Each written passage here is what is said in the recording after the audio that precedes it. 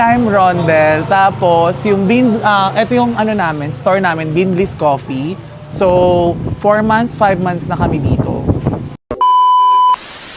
Kasi, pagka nag-coffee ka sa amin, it will be blissful. 1 cup pa lang, blissful na siya.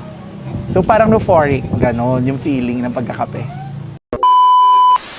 Well, may best friend ako, yung best friend ko, business partner ko. So, meron siyang store sa kabila, which is yung After Class Deluxe. So, wala silang binibentang coffee. Tapos, yung mga customer niya naghahanap ng coffee. So, ang nangyari ngayon, sabi ko, Beshi, magtayo tayo ng business. So, sabi niya, sige, coffee shop na lang iyo. Tapos ngayon, ang nangyayari, yung coffee ko, ino-offer niya sa store niya. Tapos yung food niya, ino-offer ko naman dito sa coffee shop. So, parang collaboration.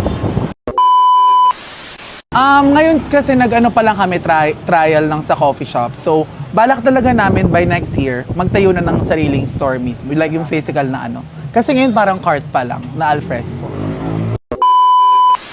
Hindi, kasi dami namin nabuo ditong mga like yung mga customer namin, naging friends na namin. Ganun, tas yung mga customers namin, naging mag-friends na din lahat.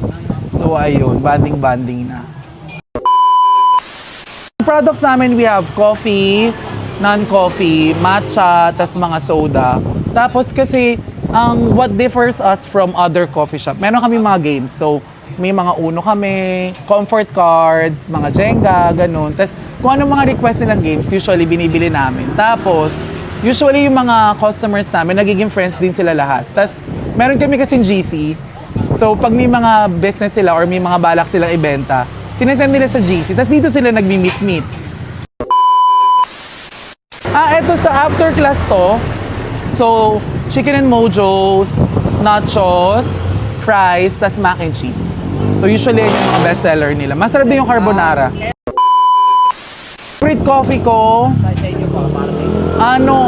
caramel macchiato talaga. Usually bestseller namin.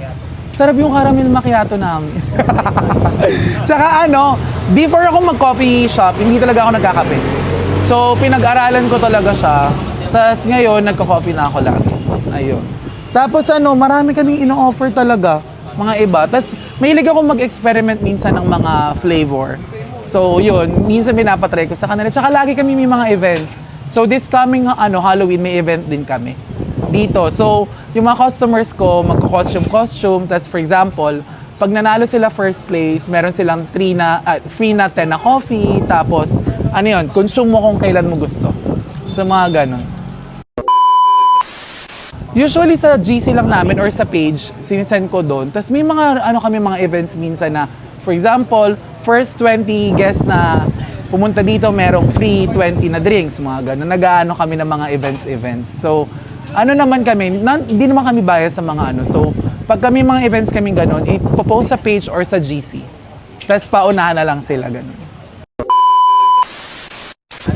Thank you for patronizing us. Tas lagi lang sila pumupunta dito. Tas usually kasi kaibahan pa namin sa ibang coffee shop, hindi kami talaga nagpapaalis ng customer. For example, nandito sila ng opening hanggang closing, okay lang.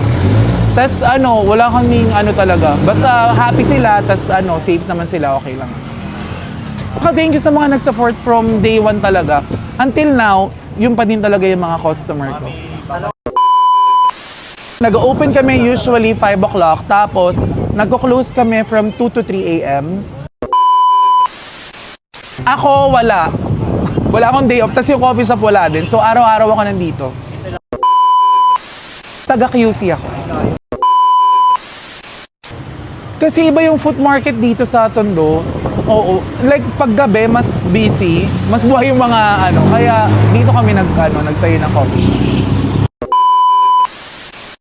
Masaya. Like, tas halos lahat pa ng mga may business dito magkakakilala, tas tulungan talaga. Based sa mga nakilala kong business owners, wala namang inggitang Kasi like, for example, may mga coffee shop na iba, pinupuntahan ko naman din lahat.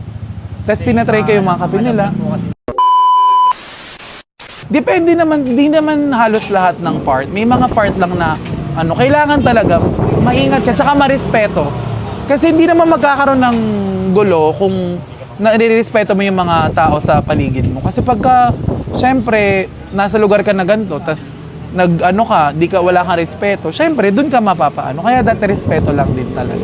Tsaka mababait yung mga tao din dito, masaya. O yung mga hindi pa nakapunta, try nyo.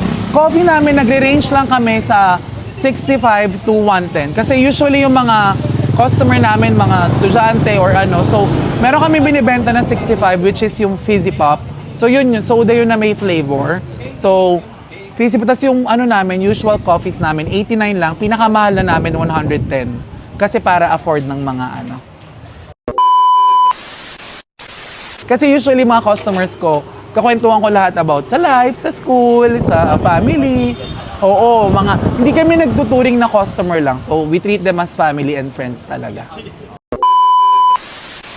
Sa 600 Esguerra, Tondo. Andito lang kami sa tabi ng Yangko Elementary School. So, makikita nyo agad.